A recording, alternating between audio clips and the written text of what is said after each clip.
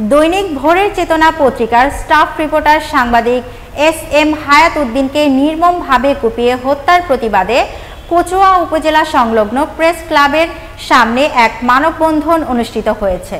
কচুয়া প্রতিনিধি তরিকুল ইসলাম জানান, রবিবার 5 অক্টোবর সকাল 11টায় কচুয়া প্রেস ক্লাব ও কচুয়া কর্মরত সাংবাদিকদের উদ্যোগে আয়োজিত এই মানববন্ধনে সাংবাদিকরা ছাড়াও বিভিন্ন রাজনৈতিক নেতা ও সাধারণ জনগণ অংশগ্রহণ করেন।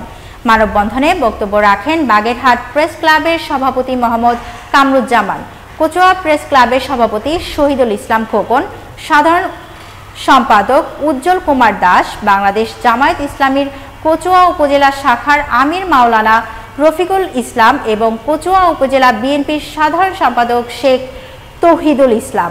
এ সময় উপস্থিত ছিলেন বাংলাদেশ মফস্বল সাংবাদিক ফোরামের সভাপতি তুহিন খান, কচুয়া উপজেলা শাখার সাধারণ সম্পাদক সৌদ্য চক্রবর্তী, মাই টিভির জেলা প্রতিনিধি মোহাম্মদ রিফাত, সাংবাদিক সোসাইটির সভাপতি তরিকুল ইসলাম, চ্যানেল এস এর প্রতিনিধি রাকিবুল হাসান, দৈনিক প্রতিদিন কথা পত্রিকার সাংবাদিক শিকদার সাইদুল ইসলাম, দৈনিক নয়া দিগন্তের তরিকুজ্জামান মুন্না, আনন্দ টিভি এস.কে.এম. হুমায়ুন, সাংবাদিক শফিকুল ইসলাম, সাংবাদিক রাহাতুল ইসলাম, জাহিদুল ইসলাম বুল, সাংবাদিক মইনুল ইসলাম শিকদার, রাকিব শেখ, মুন্না শেখ, সোহেল শেখ সহ বিভিন্ন শ্রেণী ও পেশার মানুষ।